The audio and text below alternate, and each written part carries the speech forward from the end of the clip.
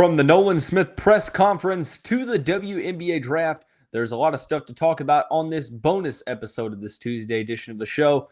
Let's get right on into it. You are Locked On Louisville, your daily podcast on the Louisville Cardinals. Part of the Locked On Podcast Network, your team every day. What is going on, everyone? Welcome into another episode of the Locked On Louisville podcast. I'm your host, Dalton Pence. I serve as a credential media member for Cardinal Sports Zone, also do some PA announcing work for the university in various sports. I want to take this time, as always, to personally thank you for making us your first listen of the day. And just a reminder, the Locked On Louisville podcast is free on all streaming services, including YouTube, 5 days a week, your team every day. As I mentioned on the first episode of the day, this is a special bonus episode on this Tuesday edition of the show. The University of Louisville men's basketball program held an official press conference announcing Nolan Smith on to the Cardinal coaching staff.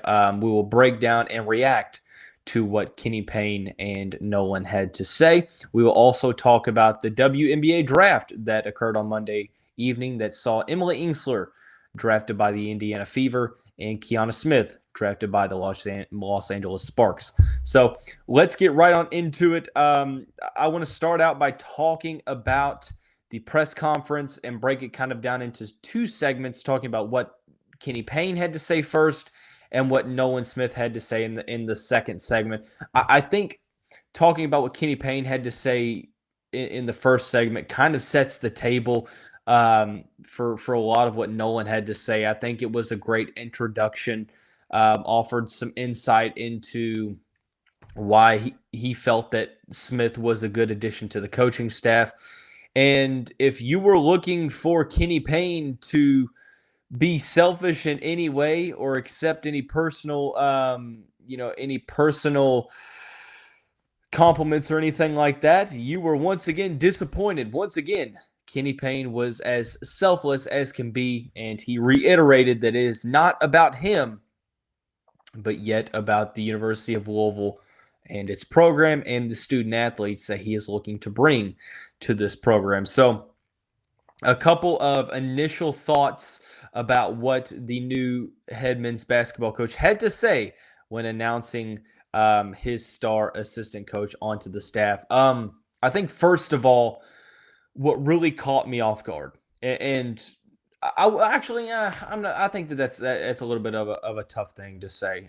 It didn't necessarily catch me off guard. It opened my eyes, put it that way. I wasn't alive to see the 1980 national championship team. I never knew Derek Smith. He passed away, unfortunately, before I was born. But from hearing people talk about his impact in the community on the various Louisville teams, he's a guy that I really wish I could have met. Hearing the way that Kenny Payne talked about him and talked about basically how he served as a mentor for Kenny during his time here at Louisville, and even into his journey into the pros, and was always there through the good and the bad. I think that it really reaffirmed to me that this move needed to happen. And this move was meant to happen. It's funny how life works. And I apologize to those who watch this or listen to this show and want an analytical approach to things, because this show won't be that. It's me just basically speaking from my heart and just telling you my reaction to everything. It's not cool and calculated as some of my statistical representations or statistical arguments may sound. It's just coming straight from the heart. It's my first initial reaction to this. I just watched it just a couple hours ago. I had a couple hours to reflect and really, gather my thoughts and try to form some, coherent sentences that made sense to you all. But I think that it just makes too much sense to me, this move and for Nolan, to come here. It's a huge storyline. It's a tremendous story. It'll tug on your heartstrings. It really, really will tap into your emotions. And It's very, very, bittersweet, bitter in the fact that unfortunately, the Nolan's dad, Derek, isn't necessarily here to see it, but it's sweet knowing that he has a chance to cement the Smith legacy and be able to, create an own chapter of that. So we'll talk about that here in the next segment a little bit more. But a couple other things. Kenny did shed the light on the fact that there's still being meticulous and trying to find the rest of his coaching staff. It's been rumored that Milt Wagner is possibly going to be on the staff in some capacity. There's no official word on that yet. Um, I like how Kenny Payne is approaching this, making sure that he's got the right guys in their positions, because I think that he has a very strict criteria. He's said time and time again, it seems like the overall theme is love. He's very adamant on a coaching staff that is loving these players, that is committed to helping develop them not only as players but as young men, and having their interests first in terms of their priorities, and being able to be able to teach the craft of basketball. And I think that Nolan Smith checks off every single one of those boxes, and Kenny Payne basically came out and said that. So that's where I think that, yes, Nolan was a very popular name, and we talk about, yeah, he gets to come back for his dad and everything, and we're going to talk about that. I'm not downplaying that. I'm not saying that is something that we shouldn't be talking about, because we definitely should, and that's the main theme of this. But don't let that take away from the fact that Nolan is a brilliant up-and-coming coach. He is one of the brightest young college basketball minds out there. From being a national championship winner, a player of the year, a first-round NBA draft pick, a successful recruiter, a successful coach. It basically, there's a lot of reasons why Nolan Smith being here is a home run hire for the University of Louisville. And Kenny Payne, basically said that exact term. He's like, I'm not focusing on the rest of my coaching staff. I think that it's not the right time. I just made a home run hire. And, it's, I think that that's kind of where everything comes into place. He talks, I think that it was really neat about, when he was talking about his relationship with, Nolan, and how it's grown throughout the years, and how he's really kind of assumed as a sort of a father figure in Nolan's life, and how he's known since a very, very young age of Nolan's adolescence that he was destined to have a career in basketball, whether that be playing or coaching.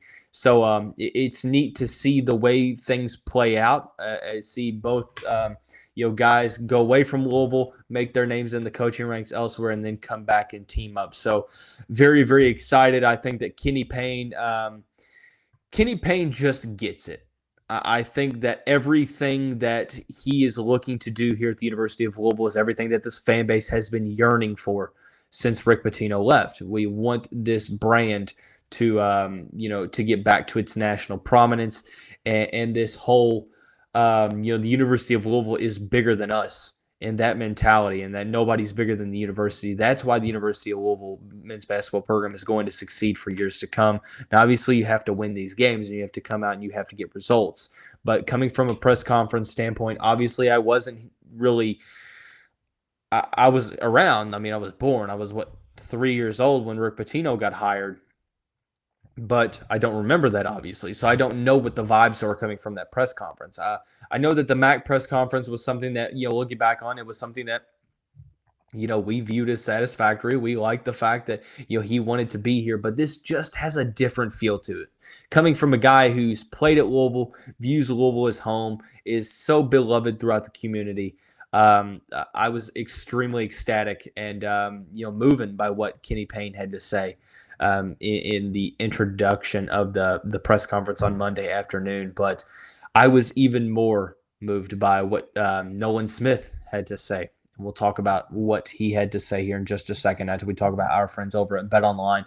BetOnline is your number one source for all of your betting stats and sports info. Find all of the latest sports developments, league reviews, and news, including this year's basketball playoffs and the start of the Major League Baseball season.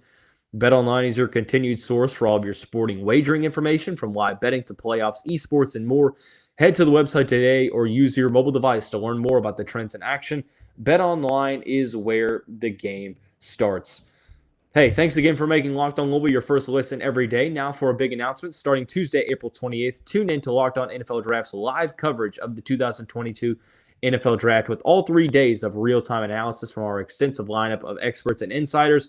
And for those of you dying to know who your team will take, catch Odyssey and Locked On NFL Mock Draft Special hosted by Brian Peacock and former scout Matt Williamson of the Peacock and Williamson NFL Show all week leading up to the first pick. As I mentioned, it was a press conference that I think that this university absolutely ran with. This fan base was extremely emotional from it. It was one of those I couldn't find myself like having a straight face. Like I was smiling throughout the whole thing, and I think that I came on the show last week and we talked about, okay, this is a big hire, and I wonder what the deciding factors were for Nolan Smith to come to Louisville. And I think we got those answers. I mean, I don't think we know we got those answers. And it was to create a legacy, not only for his late father, but also to rebuild the Louisville image. And it's kind of a two-part thing, but we'll start, talking about his father. I think that, me getting to realize how big of a role Kenny Payne played in Nolan Smith's life growing up and still does today, I think sheds light on why this was a no-brainer for Smith. I always thought in my mind that it was going to take an offer that cannot be refused to take Nolan Smith away from Duke. And I'm sure it was still a tough decision because Duke is a place that he played and he loves. He's coached at.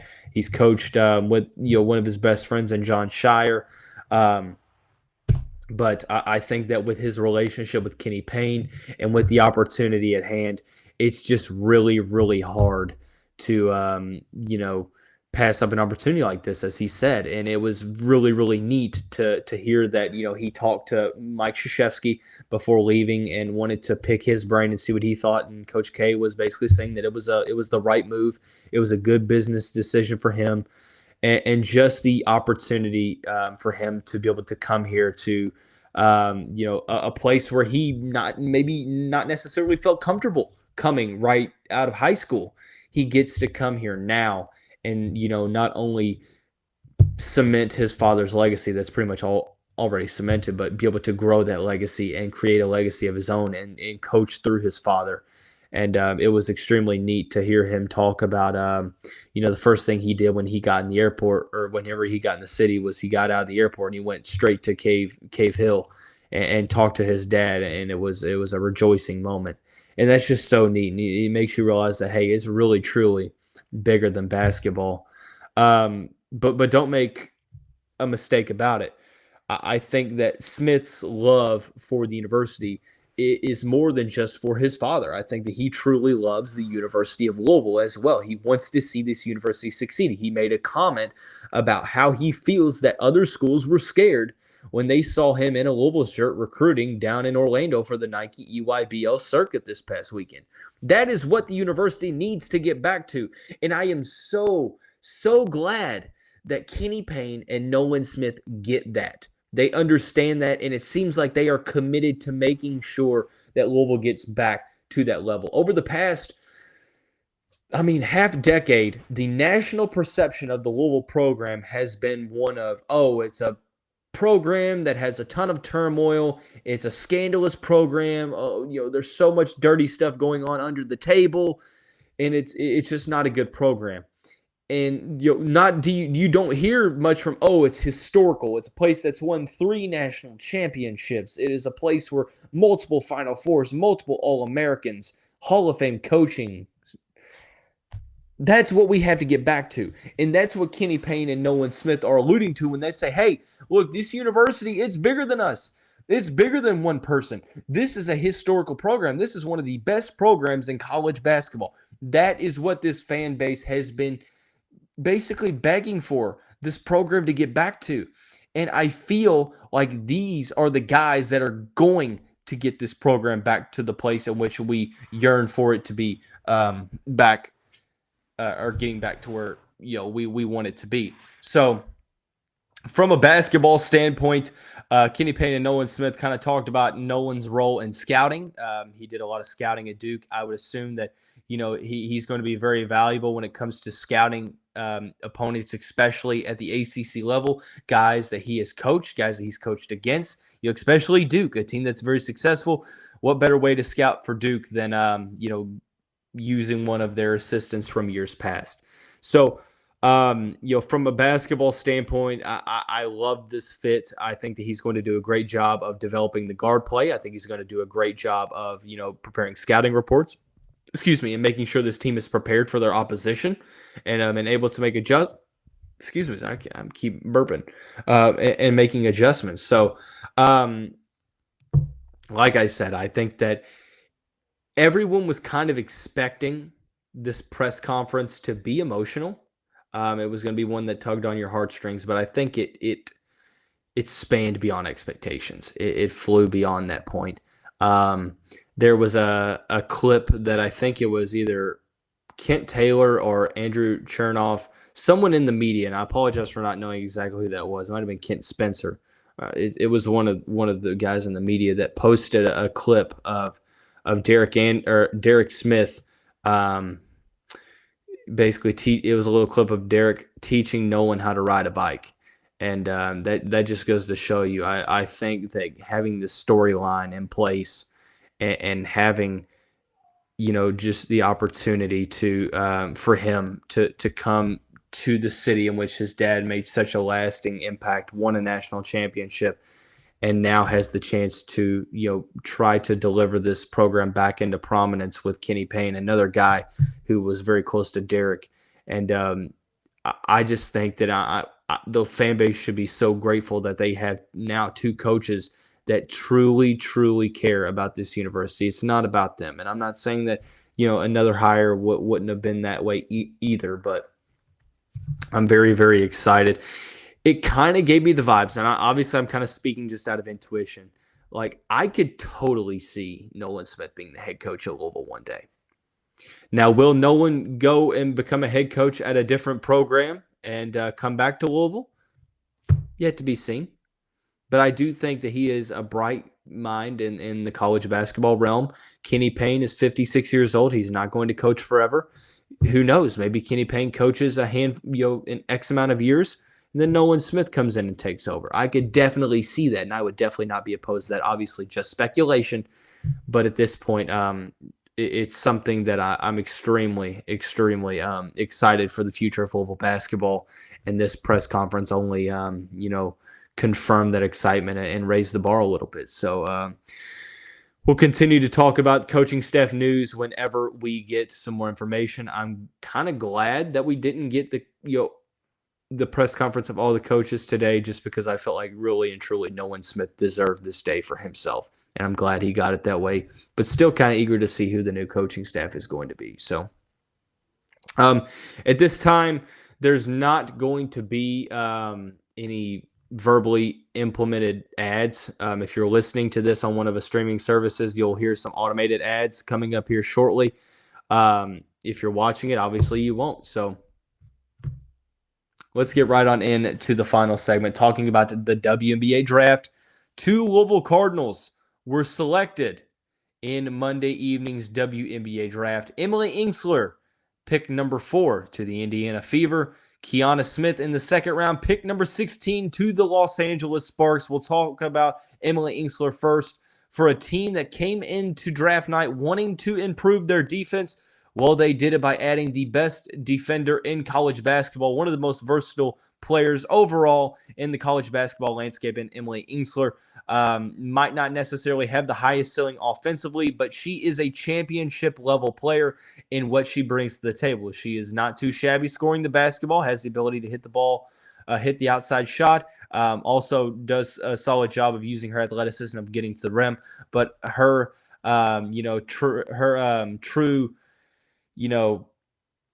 her true number one characteristic, in my opinion, is her versatility, her ability to affect the game in a handful of different ways. Great on-ball defense that is active hands, stealing the basketball, using her 6'1" frame to alter shots and be a solid rim protector, and just her overall switchability, 1 through 5 ability to hedge opposing ball handlers when it comes to pick and rolls, or also guard the roll man that is going to the basket or popping out for a jump shot. So a lot of great qualities Emily brings to this Indiana Fever team. This is a Fever team that has a lot of talent on it. I mean, we're talking about Destiny Henderson got drafted from South Carolina, Lexi Hull as well. Jasmine Jones, former Louisville standout, is with the Fever. You also have some other players, Nolan Smith, who was drafted 2nd overall, Victoria Vivens, so on and so forth. So increasing the defense in something that they needed to do. I'm very, very excited for her role in Indiana, and I'm just excited for her in general. She got a little emotional in the the press conference or the right after in the media availability, and she just basically said, Louisville means everything to me.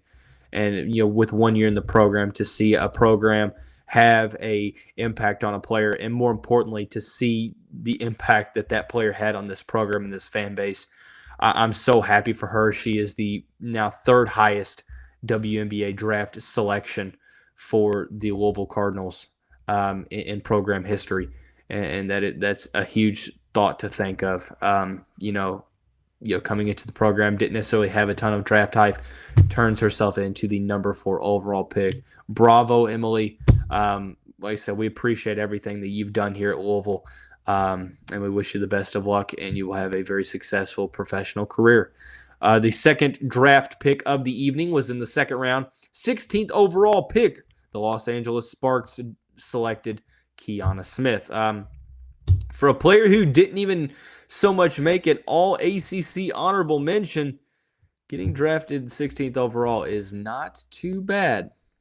Obviously, kind of a little bit more directed toward the selecting committee of the ACC in terms of those all ACC teams, but Kianna Smith definitely should make that for the record. Should have made it for the record, I should say. But she joins a Sparks team that has the Agwemeke sisters, Katie Lou Samuelson, so on and so forth, Liz Cambridge, Lauren Cox. They have a ton of size.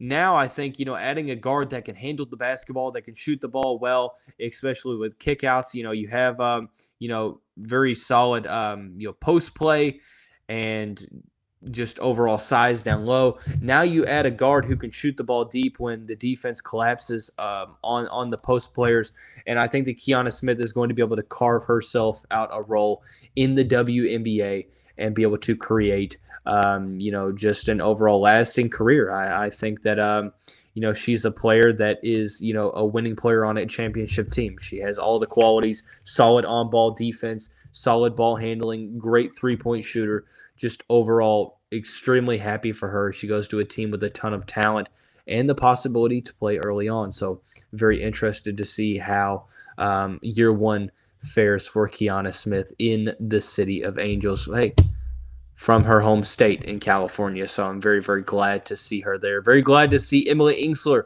right up the road in Indianapolis. But also want to give a shout out to Chelsea Hall in her season. I think that she is going to be a professional athlete as well.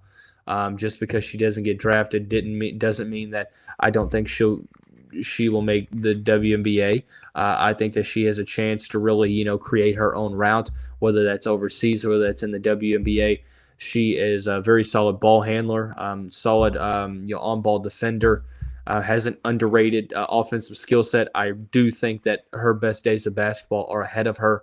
And like Chrissy Banta said from the 93.9 postgame show, she definitely has a future playing professional basketball. So just because she didn't get drafted, do not let that take away from the fact that, she is still primed for a professional career. So overall, I think that this just puts the icing on the cake for a very successful season for the Cardinal program. You're just so stoked for these three, or for the two draftees, and then Chelsea Hall, because she's going to make a professional roster one way or another somewhere in the world, and I will be extremely excited to cheer her on. But we wish all three of them the best of luck. Once again, thank you for making Locked On Louisville your first listen of the day. Do yourself a favor, make your second listen Locked On NFL Draft. Ryan Tracy and former NFL cornerback Eric Crocker bring the NFL Draft to life every day with insight and analysis on college football prospects and NFL front offices. It's free and available wherever you get your podcasts. There won't be a Wednesday episode. I apologize. The scheduling aspect of it's been really kind of tricky this week. But there will be 2 episodes on Thursday. There will be one with Forbes.com NBA writer Shane Young talking about Donovan Mitchell and the playoff preview for the Utah Jazz. We will also talk about any type of relevant information that comes out over in the next 48 hours. So, but that is going to wrap up this special bonus episode on this Tuesday edition of the show. Everyone have a great day, and we will see you right back here tomorrow.